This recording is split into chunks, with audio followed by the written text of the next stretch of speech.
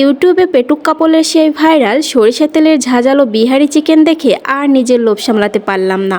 অবশেষে এটাও আমি বাসায় বানিয়েছি। হ্যালো, আসসালামু আলাইকুম everyone, I hope all are doing great. বরাবরের মতো ভাইরাল জিনিসপত্র ট্রাই করতে কিন্তু আমার বেশ ভালো লাগে, আর আপনাদের সাথে শেয়ার করতে আরও বেশি ভালো লাগে। তো চলে আসলাম বিহারি চিকেনের রেসিপি নিয়ে। তো ফার্স্টে বিহারি চিকেন রান্না করার জন্য এখানে আমি প্রায় 1.5 কেজি বোনলেস ছাড়া চিকেন নিয়েছি। পেটুক কাপলের ভিডিওতে ওরা ব্রয়লার মুরগি দিয়ে এই রেসিপিটা করেছে, তাই আমিও ভাবলাম ব্রয়লার মুরগি দিয়ে এই রেসিপিটা করব। বিহারি চিকেনের মেন ইনগ্রেডিয়েন্ট হলো সরিষার তেল। তো ফার্স্টে এখানে আমি হালকা হলুদ, মরিচ, লবণ আর সরিষার তেল দিয়ে চিকেনগুলো ভালো করে মেখে কিছুক্ষণ ম্যারিনেট করে রাখবো। রান্নার 1 ঘন্টা আগ থেকে ম্যারিনেট করে রাখলে আরো বেশি ভালো হয়, কিন্তু সরিষা তেলের জন্যই কিন্তু এই চিকেনটার স্বাদ দ্বিগুণ বেড়ে যায়। দেন এখানে আমি নিয়েছি 2টা কালো এলাচ, গোলমরিচ, লবঙ্গ, সরিষা, এলাচ আর জিরা। এখানে আমি আমার পরিমাণ মতো নিয়েছি। আর বিহারি চিকেন রান্না করার জন্য এগুলোই হলো মেইন মশলা। দেন মশলাগুলো আমি হালকা একটু লবণ দিয়ে ফ্রাই করে নেব। কজ পেটুক কাপলকেও দেখেছি হালকা সল্ট দিয়ে ওরা মশলাগুলো ফ্রাই করে নিয়েছে। মশলাগুলো হালকা ফ্রাই করে দেন ব্লেন্ড করে নিয়েছি।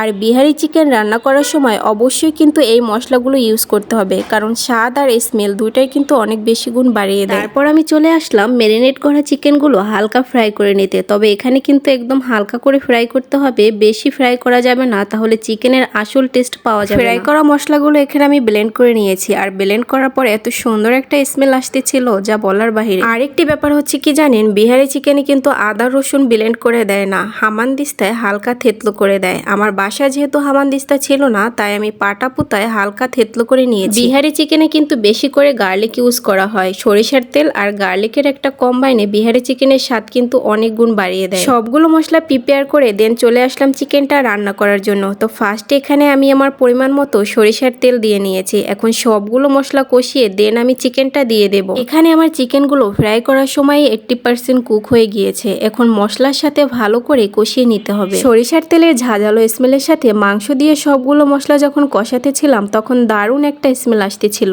মাংসগুলো হালকা কষিয়ে নিয়ে দেন এর মধ্যে আমি আগে থেকে কয়েকটি আলু ফ্রাই করে রেখেছিলাম, সেটা দিয়ে দিয়েছি। তবে বিহারি চিকেনে কিন্তু কোনো আলু ইউজ করে না, বাট আমি আলু ছাড়া চিকেন একদমই খেতে পারি না, যার জন্য দিয়েছি। তবে আপনারা চাইলে এখানে আলুটা স্কিপ করতে পারেন। মশলার সাথে মাংসগুলো ভালো করে কষিয়ে নিয়ে দেন এখানে আমি আমার পরিমাণ মতো গরম পানি দিয়ে দিয়েছি। চিকেনটা যখন 90% কুক হয়ে আসবে, এই পর্যায়ে আমি একটা কাঁচামরিচ আর ধনেপাতার কয়েকটা ডাঁটা কুচি করে দিয়েছি। এতে স্মেলটা অনেক ভালো আসবে। তো যাই হোক, আপনাদের সাথে কথা বলতে বলতে আমার এখানে চিকেন রান্নাটা একদম শেষ পর্যায়ে। দেন এখানে আমি আগে থেকে করে রাখা বিহারি চিকেনের স্পেশাল মশলাটা দিয়ে দিচ্ছি। মশলাটা মাংসের মধ্যে দেওয়ার পর দারুণ একটা স্মেল আসতেছিল। আর দেখুন মাংসের কালারটা কতটা লোভনীয় লাগছে। মাংসটা দেখতে যতটা লোভনীয় ছিল, এর টেস্ট তার থেকেও বেশি ছিল।